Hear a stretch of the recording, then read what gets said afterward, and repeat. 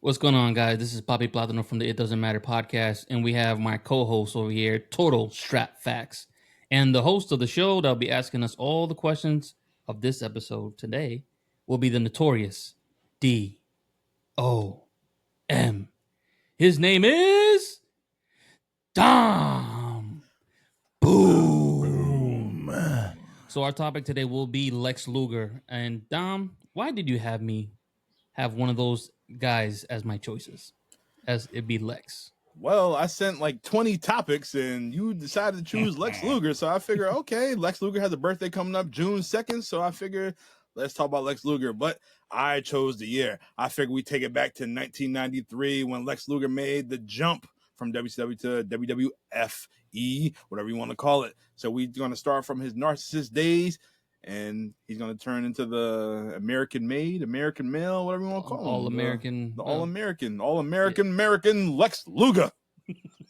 Wow. Yeah. What an introduction.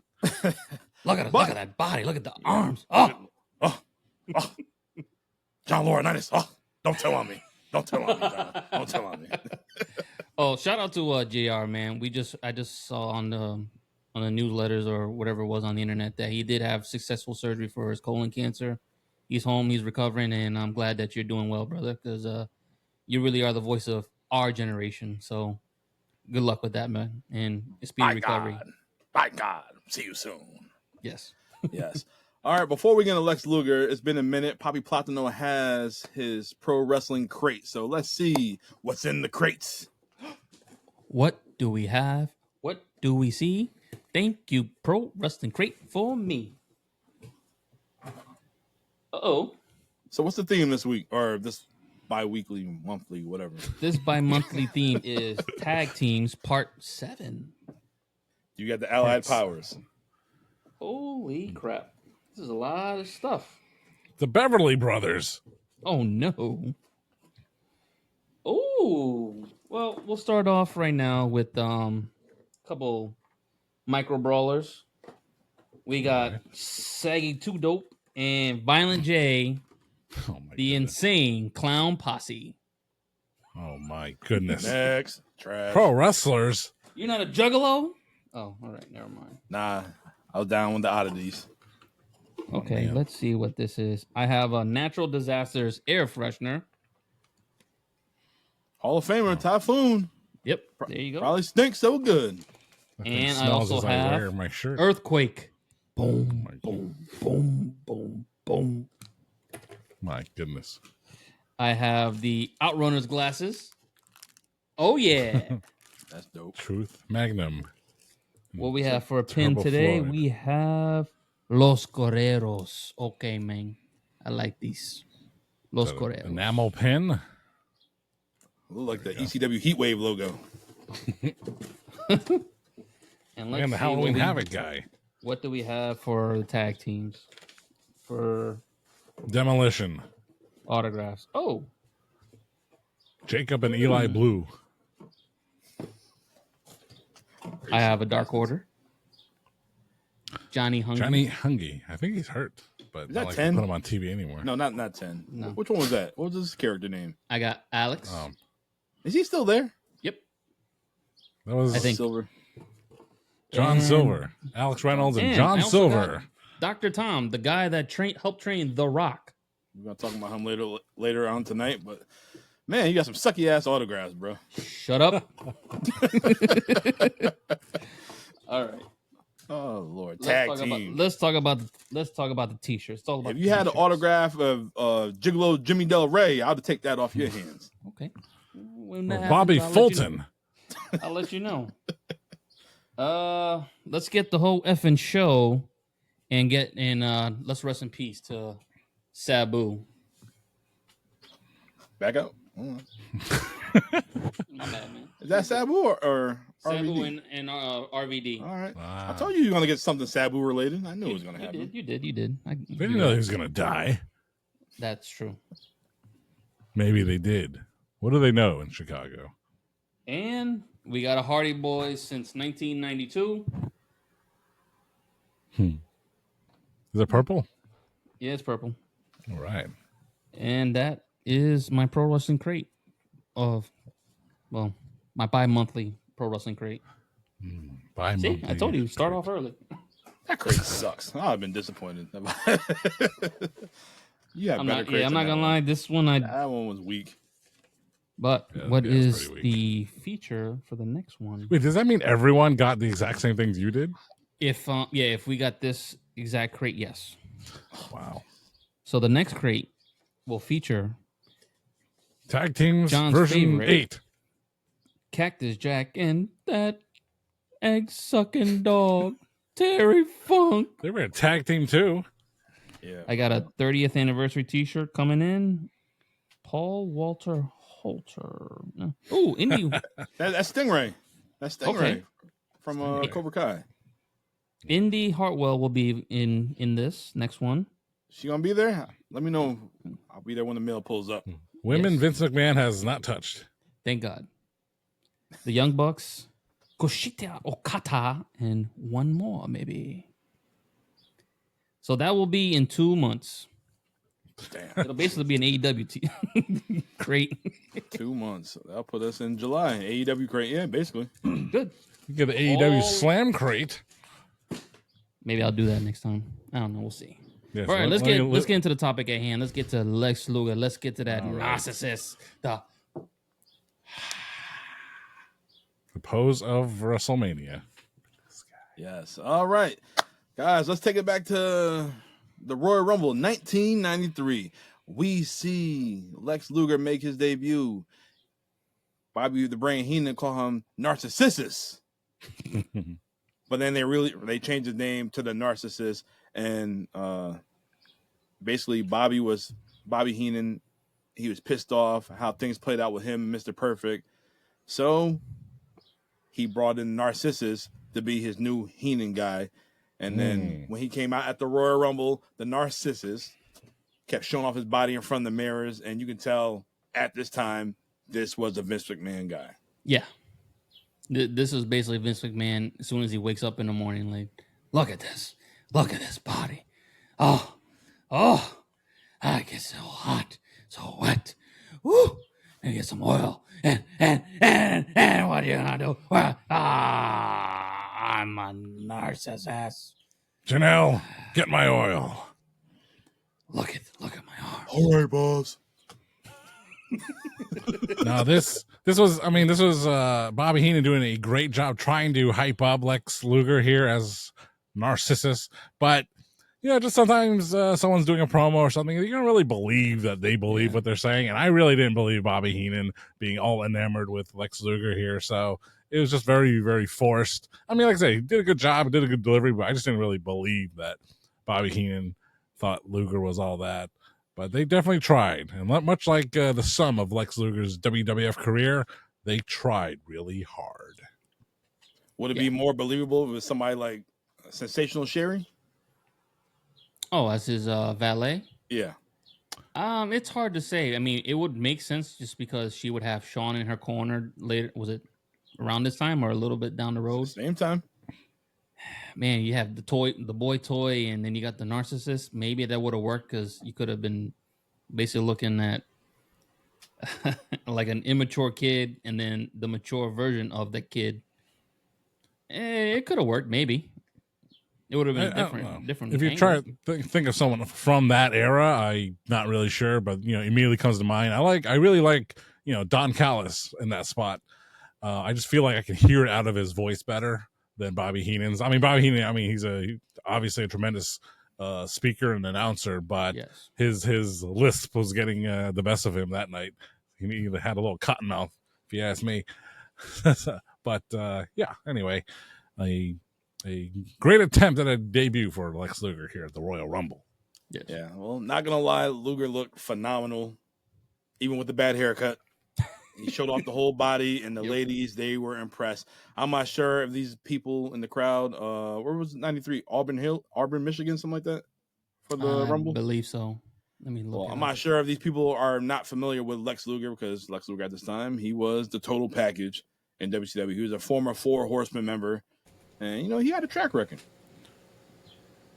He was groomed from Arn Anderson and Ric Flair, so that tells you he knows his shit. Yeah. Oh! Jesus. Oh, it's gonna be that show. Oh, no. It's gonna be that No, show. Not again. All right. Oh. Well, like I said, Mr. Perfect, he turned on Bobby, so Luger's that next guy up. So WrestleMania 9, Caesar's Palace, Las Vegas. We have Lex Luger taking on Mr. Perfect at WrestleMania 9. And Lex Luger looking like a Greek god. He comes out with the beautiful showgirls, whatever you want to call them, holding the mirrors, and he's just flexing, looking at his pecs and playing with his thin hair at the time. And it's funny now we've seen this, we've seen the clip numerous times. Vince doing the same shit with that damn baseball jersey on, flexing, and oh, this is how you gotta do, flip your hair like this, do it like that. This was basically Vince's like wet dream. This is him like in the ring, just getting out the gym. Look at me. This is who I am. I am a narcissist. Now I'm starting to say it. God damn it. I am a narcissist. I have the body that everybody wants, but nobody can get. And it was tailor made, but we'll talk more about what the ending result for this. All right. Well, WrestleMania 9. Before WrestleMania 9, Luger really got into a car accident, motorcycle accident, whatever it was. So they played his accident into the storyline, and Luger had like this bionic forearm, and he was knocking mother lovers' heads off. And me personally, this match was nothing special to me.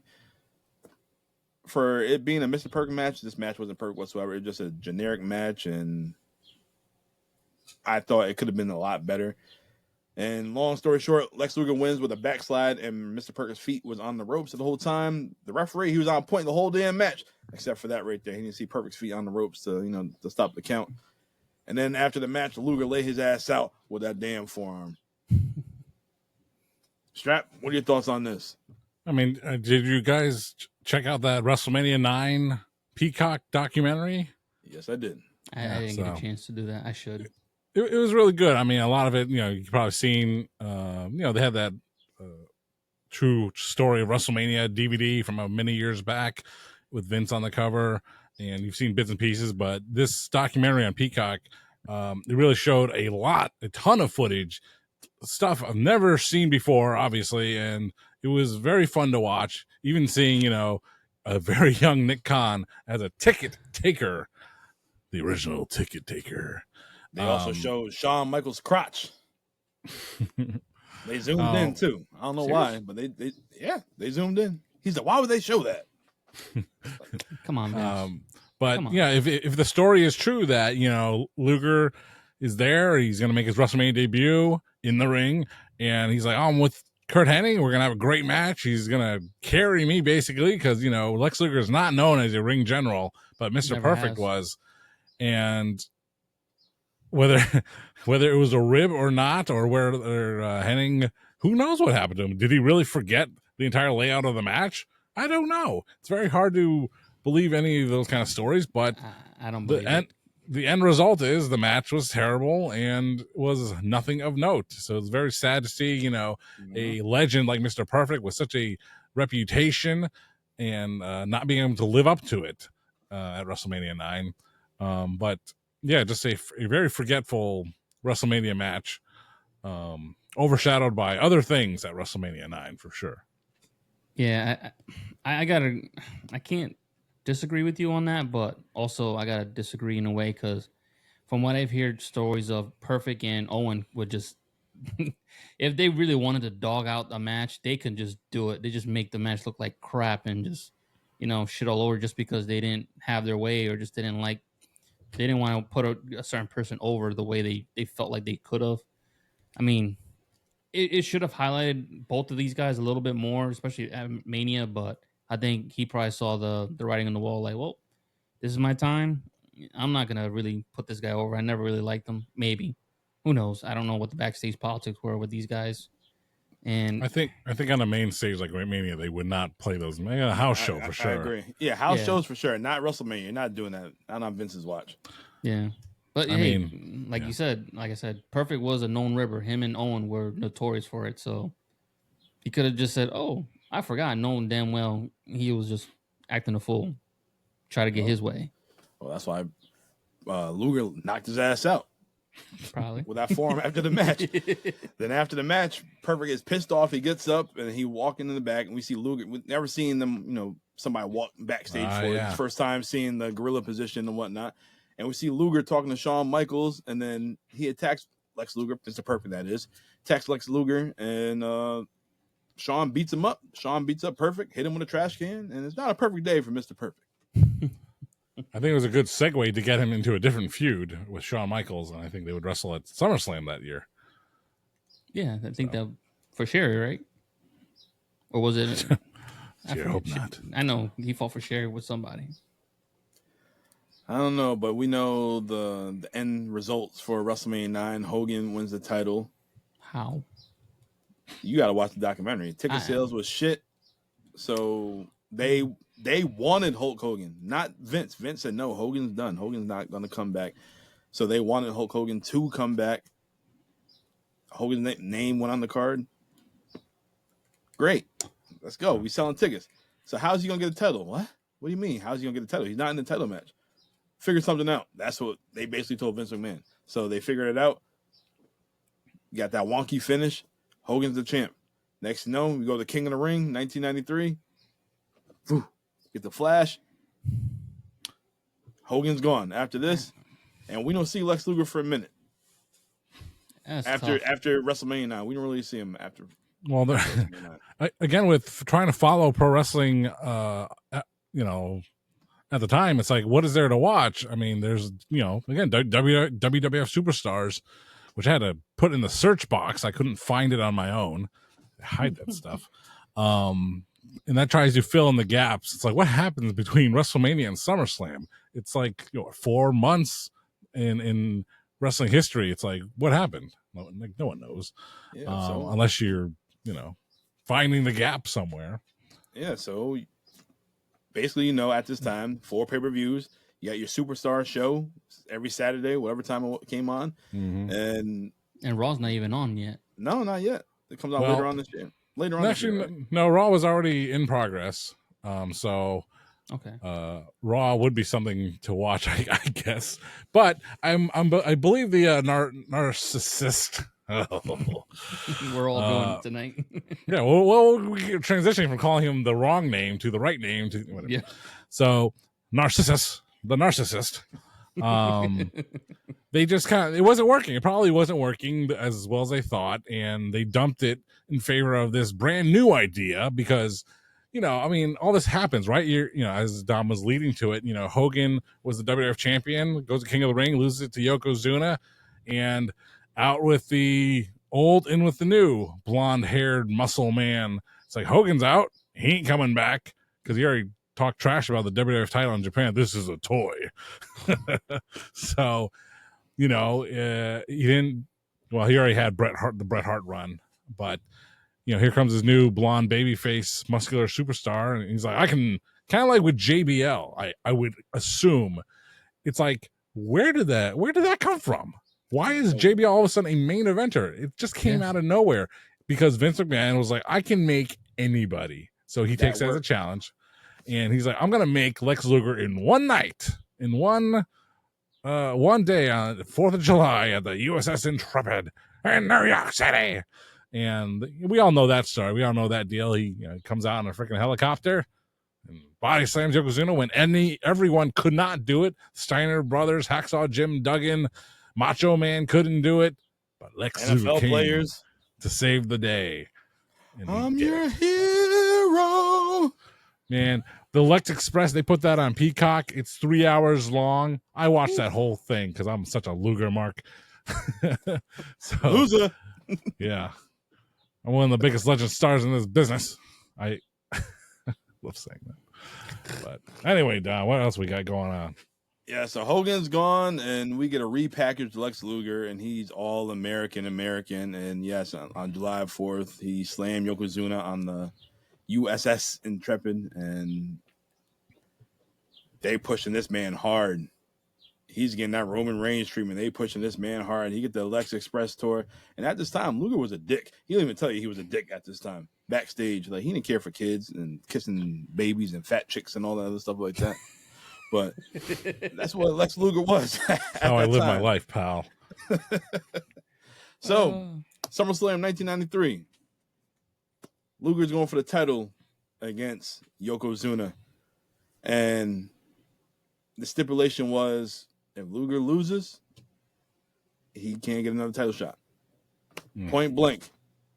Well, long story short, he knocked Yoko's ass out with that damn forearm. Yoko gets counted out.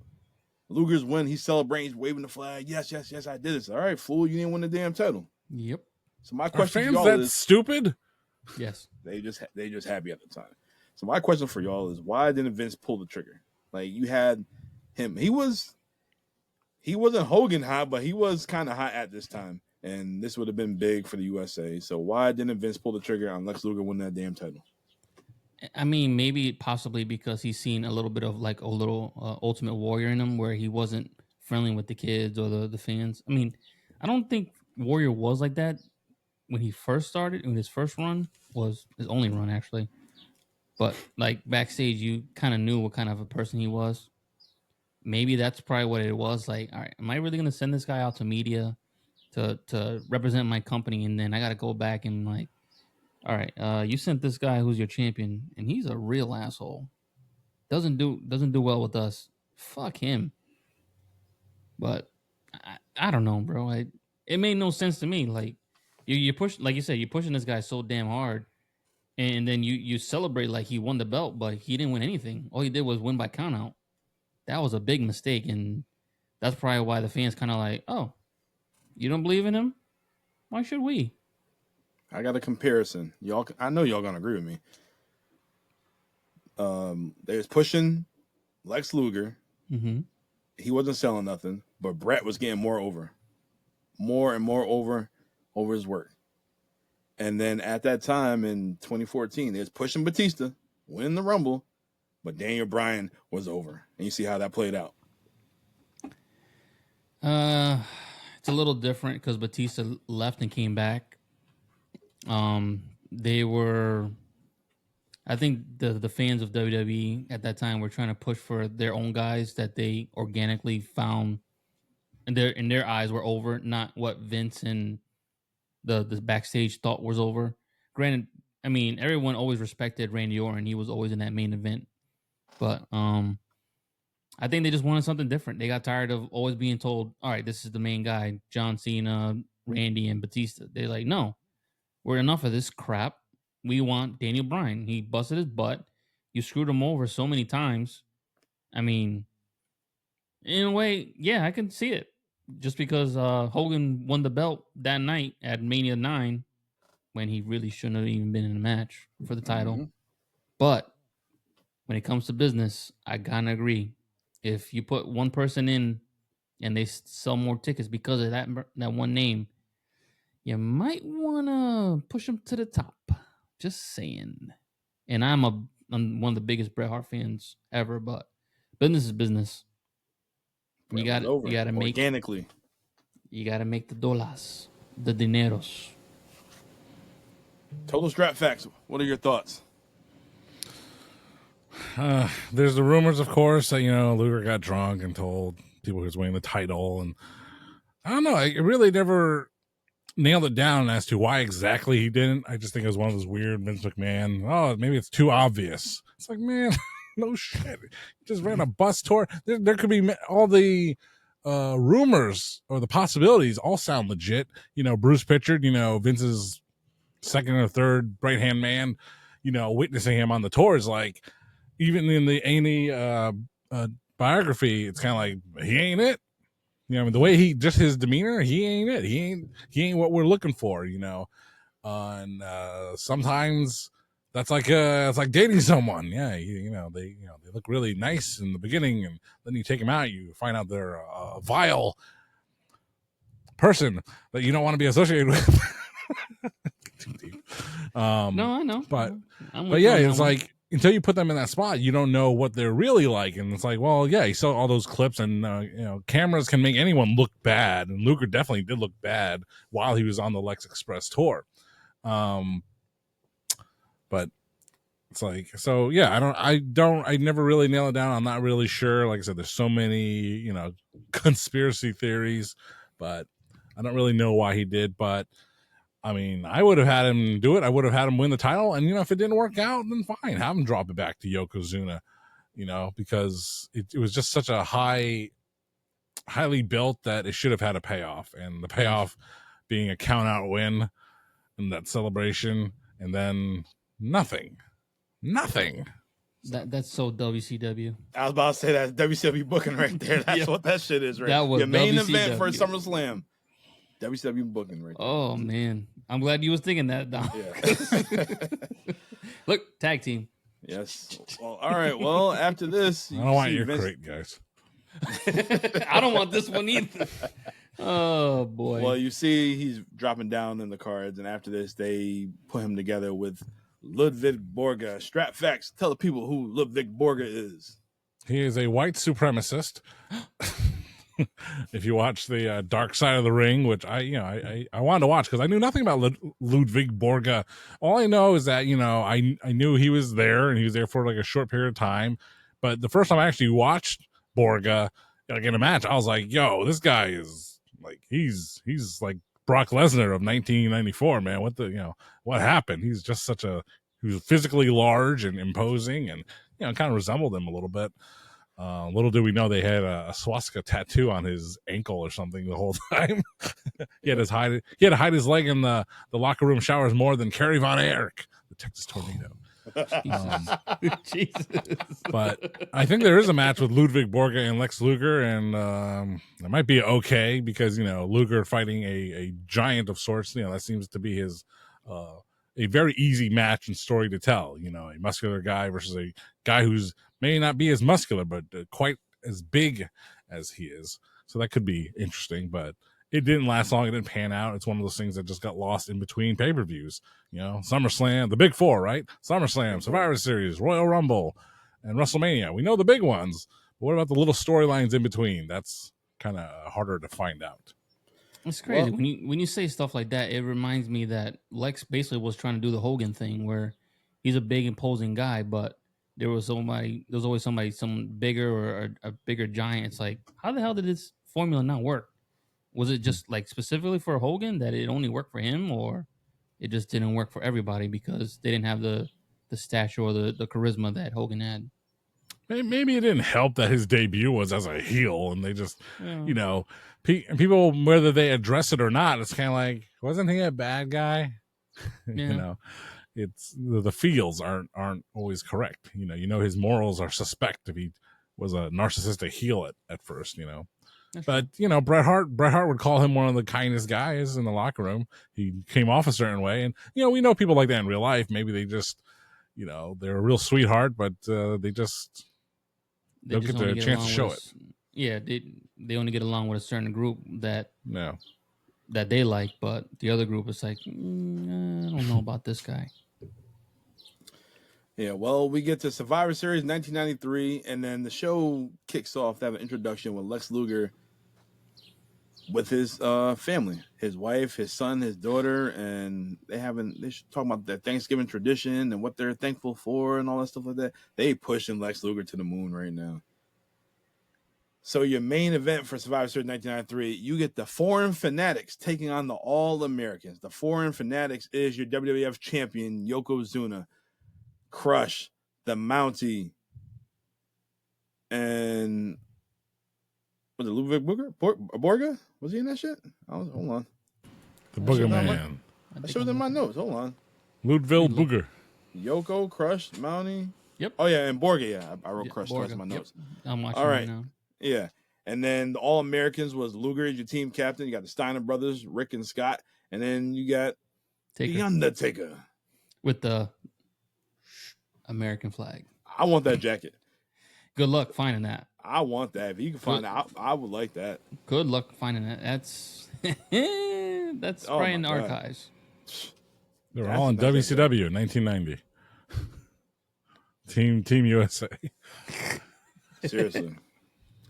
All right, well, long story short, Lex Luger, he was a sole survivor, hitting Borga with that flying forearm, and that's it. And then after the match, Luger grabs the flag, USA's happy in Auburn, Michigan, and then Santa comes out, and it's snowing. It's snowing in November. It can happen. Too soon. Yeah, a little too much. It could happen. So, Well, And the New Year's baby, Big Show.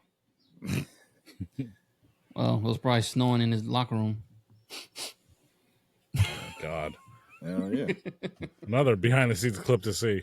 WCW wrestlers on drugs. Let me not. All right, well, let's get to January, Royal Rumble season, 1994. And the winner of the 1994 Royal Rumble, we had some co-winners, and that is Lex Luger and Bret the Hitman Hart. Their feet touched at the same damn time, so that's how they became co-winners. Nobody else could have pulled that off. I'm sorry. Nobody but Bret the Hitman Hart. I don't care. I know Roger says freaking Shawn is the greatest, and nobody in my eyes could have pulled that off but Bret the Hitman Hart. And if I'm wrong, I'm wrong. That's your opinion. And you know what? It doesn't. Everybody matter. else, it doesn't matter. All right, so these guys are co-winners. Amazing that happened with Batista and John Cena. That was just like they literally got out the same. Allegedly, that was an accident. That was not planned. You probably couldn't plan something like that. No, unless you're Bret Hart. Same damn time.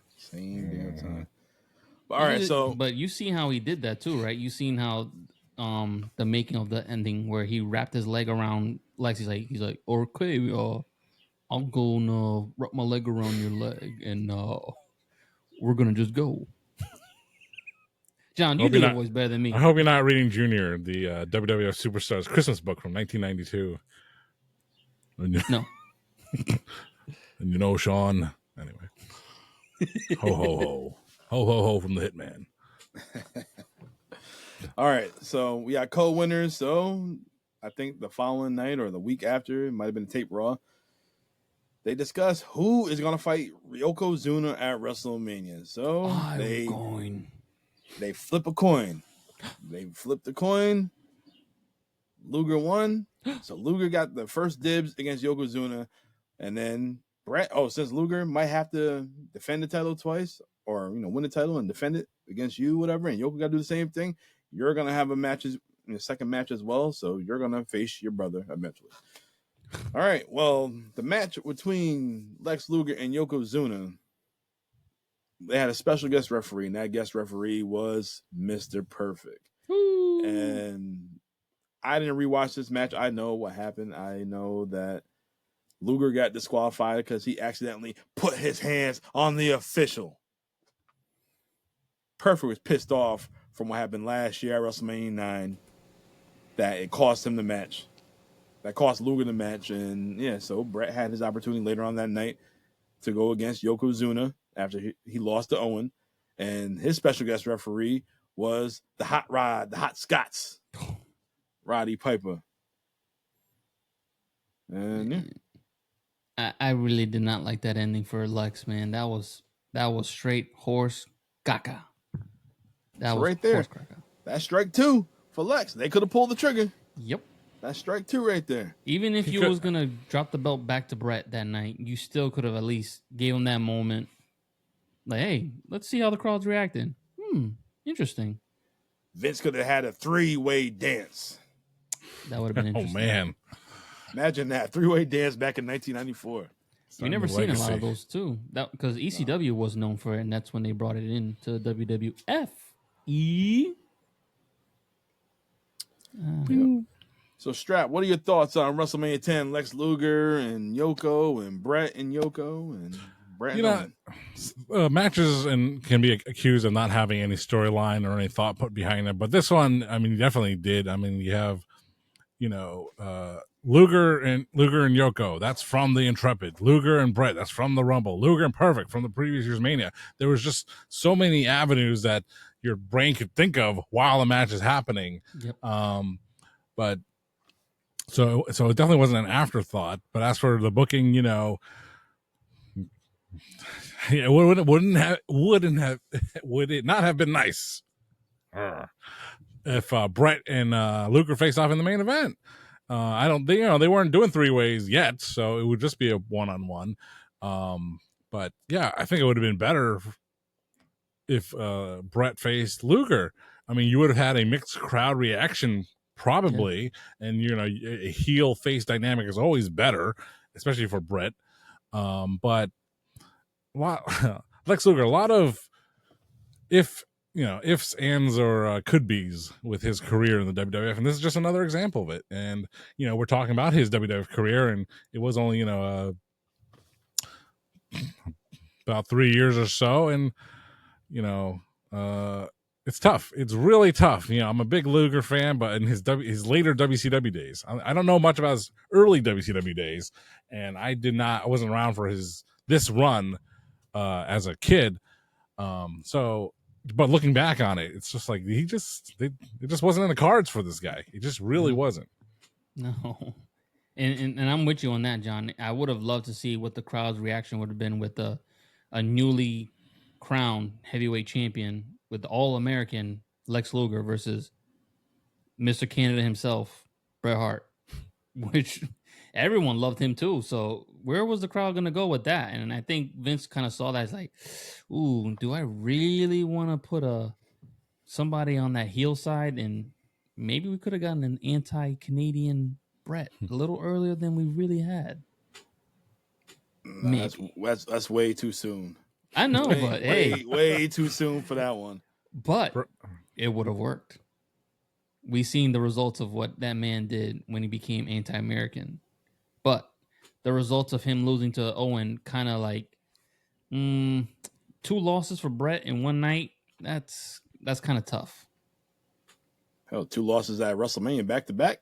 That'd have been tough. Yeah, that's hard to recover from that, even as a hitman. Look at Gunther. Gunther's a different story. He's the GOAT. Back to back loss at WrestleMania. That boy, let him slap you. He's got a title shot coming up. Still in the main event scene as far as I'm concerned. All right. Well, Bret is your champion at WrestleMania 10. So let's fast forward to August time. And everybody remember this storyline.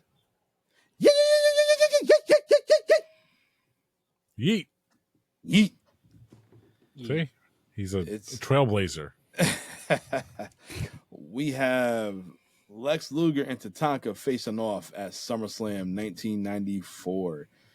And at this time, Tatanka is accusing Lex for selling out, the $1 Million Man giving him money and blah, blah, blah. You sold out. You sold out. Well, these two guys, they had a match at SummerSlam. Hell, they even had a poll. Did Lex Luger sell out? And the poll said, no, he didn't. I think it was like 52% that he did not sell out. The fans knew. The IWC, they knew Lex Luger didn't sell out. While these guys had a match, it was nothing special. He never sold out because he wasn't champ.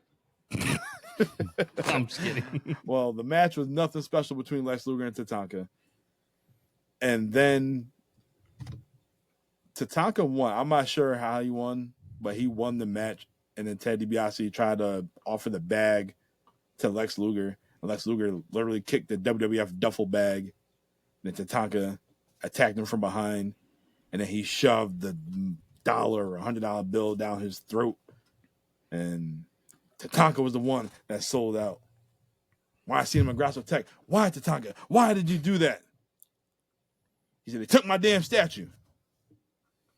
What? What? Christopher Columbus took his shit. And now there's a mobile gas station there. Yep. Exactly. Yeet. Anyways, that's what happened. Tatanka, he's the one that turned. He sold out. He did it. Should have known he turned because he got rid of that damn red hair. That red mohawk. Dyed that shit black. That heel turn for Tatanka, a terrible move for his career. He went nowhere. He had a lot of momentum as a babyface, man. But hold on, Strap. But do you know what happened at Survivor or before Survivor Series? You know who defeated Tatanka? Borga. Yes. Wow. Yeah. With the most disrespectful pin of all time. He took his index finger and just pinned him. Are you kidding me? That's what happened. Tatanka, he got wiped out from that Survivor Series team. He's supposed to be on a Lex Luger team. That's how they got Undertaker. Wow. Wow. That's worse. I don't know if that's worse than the finger poke of doom. That's how over they wanted Borga to be by doing that to Tatanka. That's foul. I mean, that's not the most random, like, undefeated streak into a what's the opposite of a push?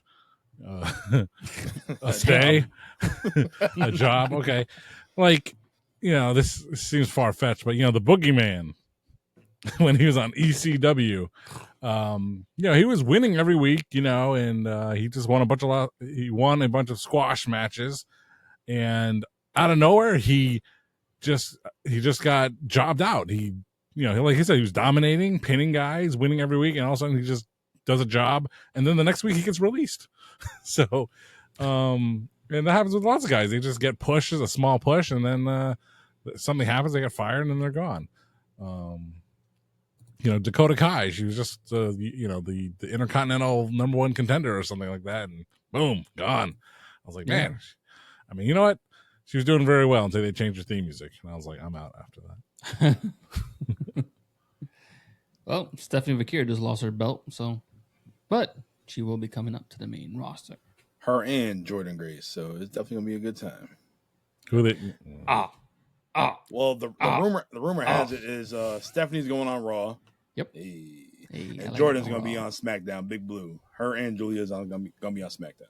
That makes sense. They need more girl power over there, but I did see some clips of Julia versus Charlotte, and there was some no sell there.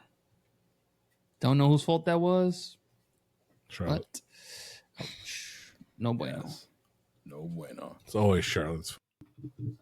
All right, guys. So Survivor Series 1994, we have Lex Luger's team Guts and Glory, taking on the $1 Million team. Luger's team featured Mabel, Adam Bomb, and the Smoking Guns. Pew, pew, pew, pew, pew, pew, pew. And then they went against the $1 Million team, which was the captain, Tatanka, King Kong Bundy, Bam Bam Bigelow, Tom Pritchard, and my man, Gigolo Jimmy Del Rey. Ooh. It's the best. He's the best. It was. He's the best. What was their team name? Tom Pritchard and Jimmy Del Rey? Heavenly Bodies? Yes. Sure was. Heavenly Bodies. Gigolo Jimmy Del Rey. Oh, man. Well, long story short, fast forward this damn Survivor Series match. Luger got eliminated by King Kong Bundy. Bundy. Every time you go to the bank, you're stealing from the man, Bundy. That's right. King Kong Bundy and Bam Bam, they were your final two. How the captain Tatanka gets eliminated as well. What a weird match. That is weird. Sucks. What? All them random teams. So Luger losing this Survivor Series match right here, you know he's dropping down in the card. You already know the fact that King Kong Bundy was a main eventer in WrestleMania 2 is incredible. That he's back. Sleep. What? Mania? No, this is like this upcoming Mania 1995. Who does he fight? Don't tell me. That guy sitting right there on the couch. Not John Cena. The Undertaker. Oh, he would fight Undertaker. Oh, shit. Yes. I forgot about that. So Bundy had a resurgence for a little bit. Yeah, he's not married with children. Eyebrows, but he had Wrong Bundy. Love and marriage. I love he that was show. on, Yes. wasn't Yeah, he was he was one of the uncles. That's his cousin. Yeah, Cousin Bundy. No rewatch of that. I'm all set. What the hell is it? Modern Family's better. Especially with Little Giants. Especially with Sofia Vergara. Oh, sorry. I'm in trouble right now. America's Got Talent. Clip. All right, so Luger's going down the card. So let's take it to 1995 in the Royal Rumble. He was in the final four before he got eliminated from the Heartbreak Kid, Shawn Michaels. Ooh. Any thoughts on the Rumble, John? I know 1995 was your year. You got into wrestling. What are your thoughts on this? Yeah, the opposite end. No, I have no notes for Lex Luger in the 1995 Royal Rumble, unfortunately. So skip. Skip. All right. Well, after this, he formed a tag team. He's an allied power with the British Bulldog. USA and the United Kingdom, they are one. And they fucked me. Yeah. So this team right here, they were trying to force them to be like the top babyface tag team. And they had a good remix theme song too. Yeah, typical AEW fashion, but yeah, it was pretty good. Hey, old WWE, don't start that crap. I know you're get that chapstick out. That's what they do. Oh, he's saying they're knocking off NXT themes and redoing them into Paragon. Terrible name, Adam Cole. Jesus, baby. All right, well, WrestleMania 11, Lex Luger's final WrestleMania, and he had a tag match with his partner, British Bulldog, and they took on the Blues Brother, Jacob and Eli Blue. Platino, who the hell are the Blues Brothers? I have no idea, to be honest. Are you serious? No. Oh my God, John! They are the disciples of Apocalypse, and the worst members of the NWO 2000. Did the DOA? The Harris twins. Oh yes, I them racists. Ron and Don Harris. Lex Luger loves fighting them racists in the WWF. He gets them out of the country, out of the company. True. That is true. Was that the opening match though? Was this? I'll tell you what, I haven't rewatched WrestleMania 11 in a long time. And I don't plan on it either. That shit was trash. I don't think it was. I mean, I don't think it was. That it does get was panned. Trash. Come on, man. Only good thing about that show was Pam Anderson and Jenny McCarthy.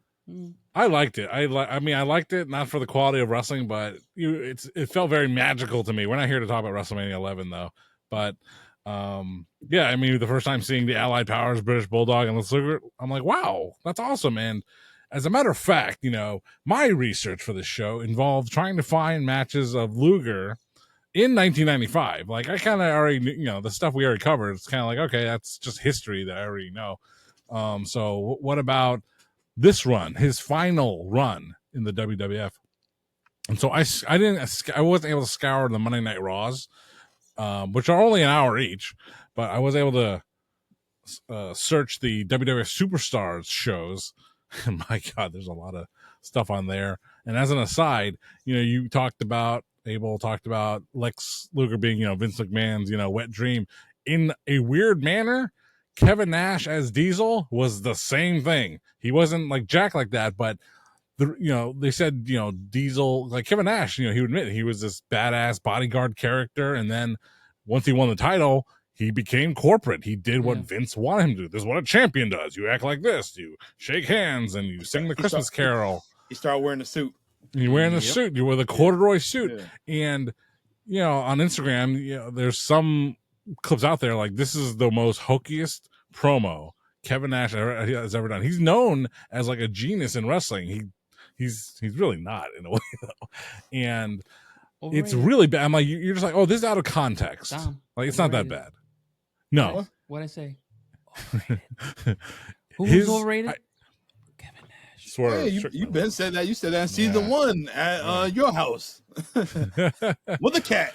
The cat was in the background. Survey says, Johnny, tell him what he's won. Kevin Nash is overrated as of Poppy Platino, but he probably not. As I'm searching, he'll probably kick my ass, but it's okay. As I'm searching the Lex Luger matches, I would stop upon like, oh, let me check out this Diesel promo or this match or whatever, and it was really bad stuff, really really bad. But Luger, he had a handful of matches. The one that sticks out the most to me was him versus King Kong Bundy, which I learned today he jobbed to at the Survivor Series 1994. It was a hokey match. It had a terrible ending. Another match that I came across, I was looking for like, let me see some like kind of like the Ultimate Maniacs, was it? Or Warrior and Macho Man? Yes. Yeah. Yes. It's like, okay, I know they did promos. They didn't make it to the Survivor Series to do their tag team match, but did they actually have any tag team matches? And I think there's like one or two that really exist.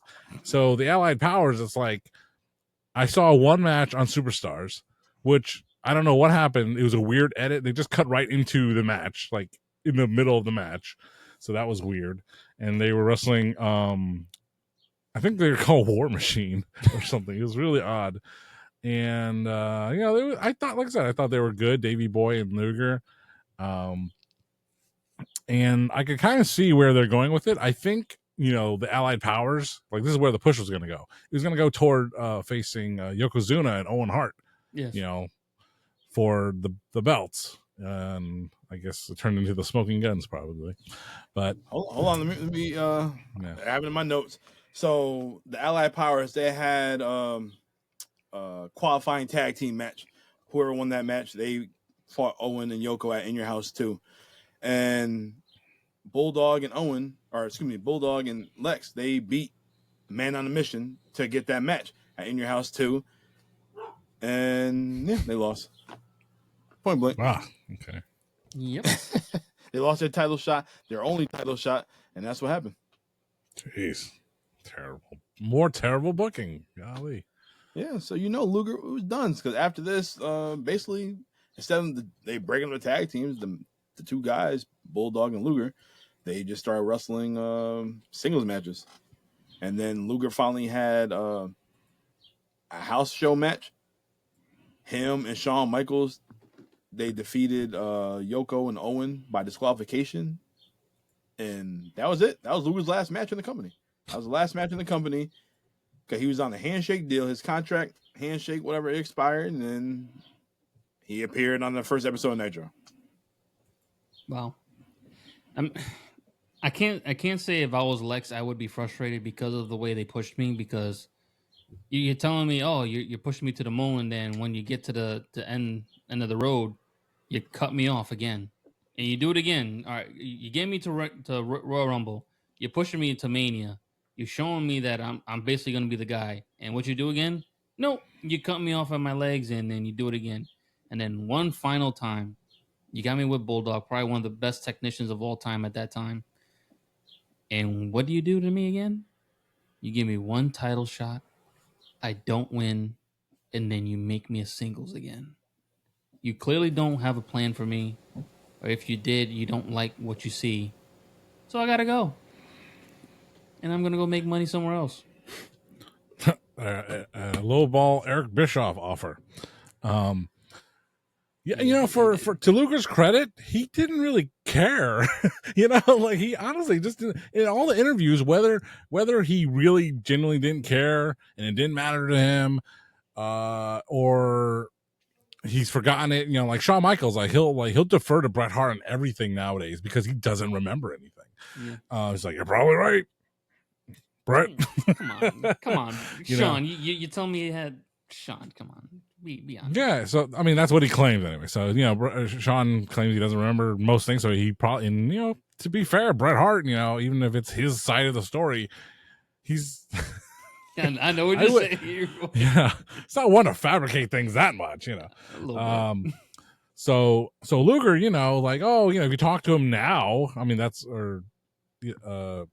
nowadays, and it's like, hey, what about you almost won the WWF title, and he would just tell you, sometimes you just doesn't happen. It's on the card. It's no big deal. It's like, Jesus, he doesn't give a shit, and that's okay. Maybe you take it too seriously sometimes, Hitman, but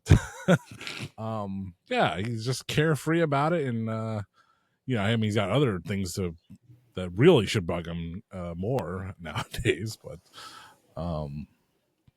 like when I'm watching, I'm searching for those matches. I'm just like, Luger's probably being paid so much money, and he's not being pushed. It's kind of like, I think Vince is ready to dump him, but he wasn't. I think he had another contract ready for him, probably lower than what he was getting, which probably didn't help his cause. And he's like, you know what? I've kind of had my time in the WWF, and the rules and regulations is a bit looser in WCW. My friend Sting's there. Let me find this opportunity and head on over. Yeah. So. Well, Luger said on plenty documentaries and his autobiography, he said that they didn't know that his contract's coming to an end. He didn't receive anything, so he called Sting. Hey, what's going on the other side? Oh, I'll set you up with Eric Bischoff. And Bischoff didn't want him, so I'm going to give him the worst deal ever. And next thing you know, okay, I'll take it. Really? Yeah. All right. Show up right here. They don't know what you got a contract. They don't know your contract expired. Nope, handshake deal. Okay, show them all in America. Okay, I got to give they that. just took off. I know I've said in a previous podcast that he's only had a few good ideas, but this is a good one. This is one you can have, Eric. Yep. You're not getting much from me though. Just letting you know. Yeah, Platinum don't like you, Bischoff. Even though we met you, he don't like you. I like Eric, but I'm just gonna end it at that. All right, turncoat. Damn right. I'm gonna sum it up. This is my summary of Lex Luger's run in WWF. His run was a bust. Vince wanted him to be the next Hulk Hogan, but you know what? You can't teach that. One thing Luger lacked at that time was charisma. Hogan had charisma. Hogan was selling out arenas. Wasn't the best wrestler. Luger was a better wrestler than Hogan, but whoa, hold up. Excuse me. I gotta can't agree with you on that one. Sorry. No, I think he's a better wrestler than Hogan. Luger was a better wrestler than Hogan. No, he was.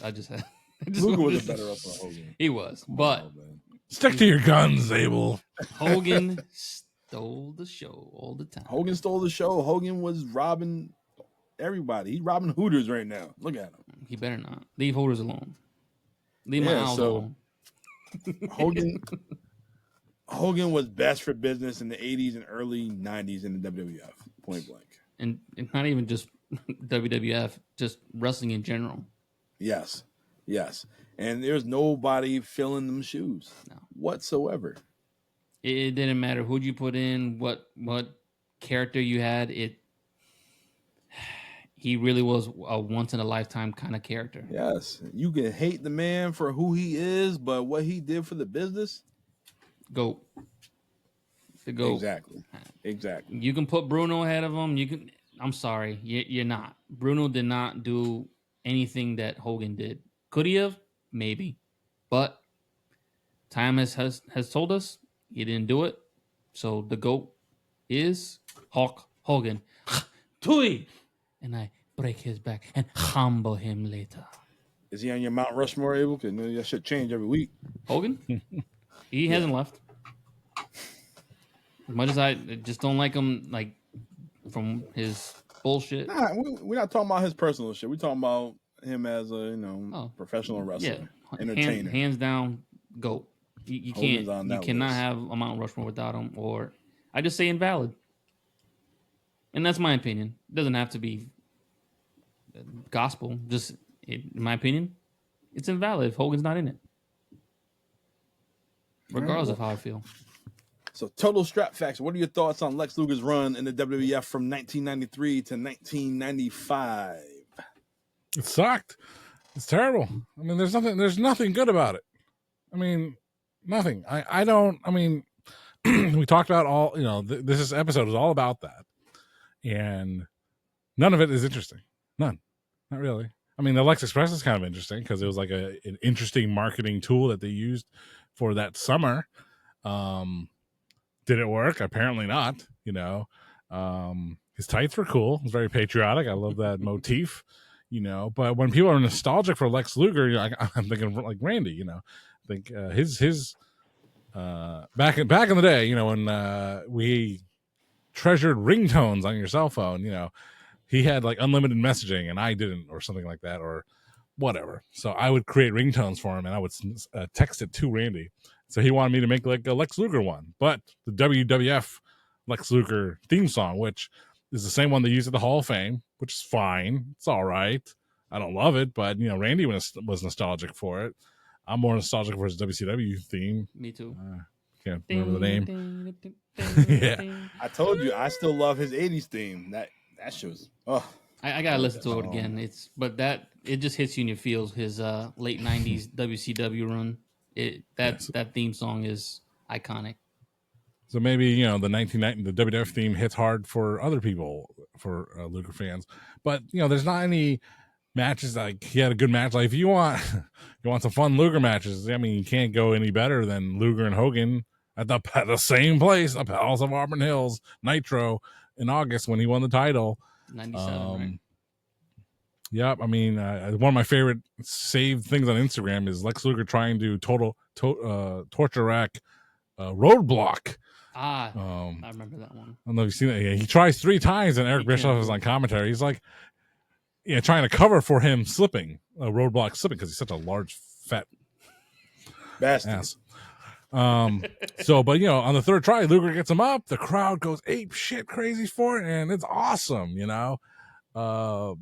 So yeah, his WWF run is just nothing of interest for me. Like even let's talk about the action figure realm. When Mattel signs all the legends to deals so they can make figures of them. It's like who asked for a King Mabel figure? I don't know. But maybe you liked King Mabel in 1995 and 94. I don't know. But his first figure to come out was the Narcissist Lex Luger in the silver and the purple. Ooh, that's what you need right there. You need that Mattel figure right Christ there. almighty. I thought BDC was coming on. So the second figure that came out was that one. And it's like, that was better than the other one. That was better than the purple Narcissus one. And the next figure to come out was Luger as part of the WCW team at Bash at the Beach facing the NWO. And that figure, he's in a ponytail, which is interesting, which is okay. He also was wearing a face paint, which is kind of not okay if you're trying to. With a camouflage pants, right? No camo pants. No. Not this figure. The rest of him is fine if you just pop his head off, but then his head mold is wrong. His head mold is from the Narcissist days. And only recently they've come out with better Lex Luger figures, and I'm scooping them all up, man. I'm like, this is the WCW Luger. It's like a Stone Cold Steve Austin figure. Well, in ring gear. How are you going to doll up the same black trunks, black boots, black knee brace action figure? Well, put them in a T-shirt. SCU, the other SCU, So how do you make Lex Luger marketable nowadays? And it's like, well, you can't. You just have people who are nostalgic for him. Maybe there's someone nostalgic for King Mabel. So good for you. You can have that figure, Even Savio Vega has a new action figure, not from Mattel, but it's an independently made one, and that looks cool. So I am just not a fan of his WWF run. I think it sucks. And if you want Lex Luger action, check out the early 90s WCW stuff, NWA stuff, or check out the late 90s WCW stuff. Guess what? Pro Wrestling Universe, WCW could do some things right, and the push of Lex Luger 96, 97 was one of them. Totally agree with you on that one. Totally agree. That was the total package. Boom. That's our Lex Luger show, guys. It was a good episode. Very good episode. See, I told you, start with the crate. But next week, BDC is going to be on the show. I want him on the show. No, I'm just kidding. It's going to be interesting. We are going to cover Super Showdown 2019. What? The WWE's going to Saudi Arabia, so we figure why not we cover our first Saudi Arabia show. That's Saudi? Really? I believe it's Saudi, yeah. I thought it was Australia. That's what I thought. Uh-oh. Check the notes. Super Showdown 2019. Hold on, let me check. Hold on, player. I think you're talking about. Hold on one moment. Are the Iconics on it? This is Jedi Saudi Arabia. Jeddah. Return of the Jedi? Jeddah, Saudi Arabia. I'm going to run through the card right quick for your WWE Championship match. Your opening match. We have Seth freaking Rollins taking on Baron Corbin. Ooh. Jesus. What the hell? Oh, Abel liked it. I didn't like it. I like Baron, but they never used him the way he should have. For the Intercontinental Championship, we have the Demon Finn Balor taking on Andrade. Ooh. That sounds interesting. Yeah. But wow. What weird. Wow. Where is Andrade again? Did they kick him out? No, he's still on SmackDown. I thought he got him. He about to be on Triple A soon. Probably. All right. We have Shane McMahon taking on Roman Reigns. Excuse me? You heard what? Is this for the best in the World Cup? I don't know, but I seen the card. We talk about this shit. All right. Yeah, your boys. Your reaction. Oh man. We have a handicap match we have Lars Sullivan taking on the Lucha House Party, a Grand Metalik, no. Kalisto, and Lince Dorado. Oh my God. You'll never hear Lars Sullivan again after this. No, you won't. Unless you watch NXT. That's the only time you're going to hear about Unless it. you watch a still. certain tab on X.video. That too. We have Randy Orton taking on Triple H. Again? Oh, okay. Last time ever.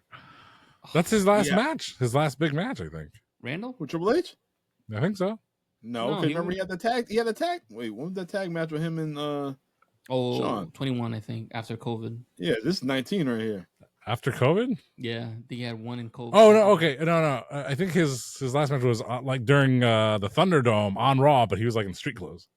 Oh, okay. Or something like that. Anyway, whatever. Okay. After this, we got Braun Strowman taking on Bobby Lashley. Oh, okay. Okay. And for your WWE Championship, we have Kofi Kingston defending his title against Dolph Ziggler.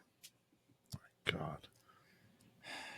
Should have wrestled Mansoor. You really? And your next match, you got the 51-man Battle Royal. Oh, my God.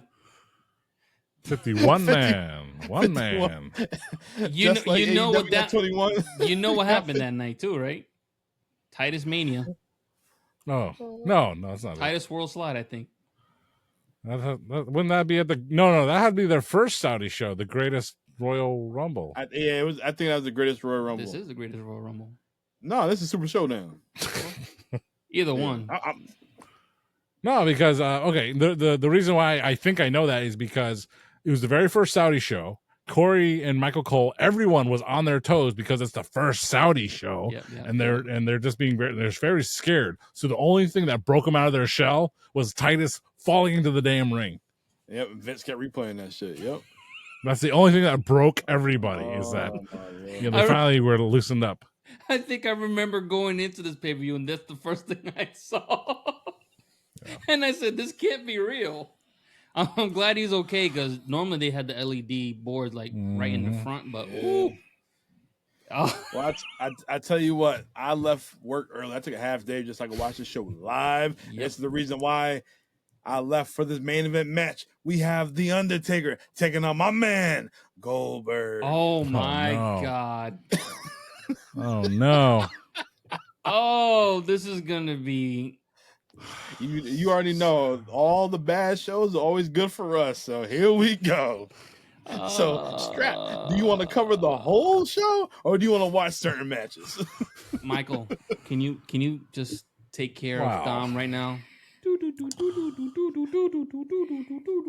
Oh. I mean, I'll tell you what, the longest match is Randy Orton and Triple H. That's the longest match. Of course, because Triple H is in it. I got 25 minutes. The second longest match is the Battle Royal match. Like I don't. This is where the personal thoughts and opinions come out. It's like I have no interest in covering Randy Orton, Triple H, Undertaker, Goldberg. Like I have thoughts already. But something like Shane and Roman, what the fuck? And Seth and Baron Corbin. I don't remember that, so that might be interesting. Yeah. But I mean, so I guess we have to do the whole show because it's odd to pick show. The hand pick. Yeah. If you want to skip a match, skip Lars Sullivan. Yeah, because you know it's going to be a squash.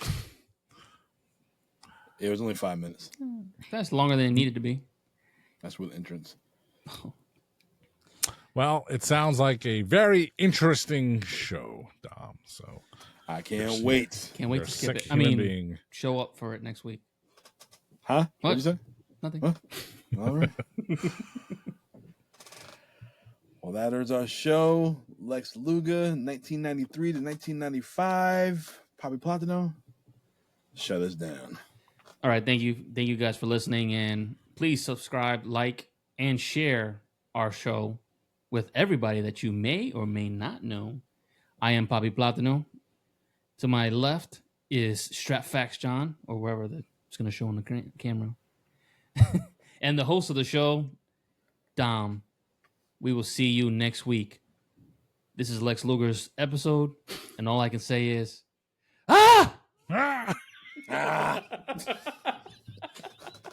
We will see y'all next week.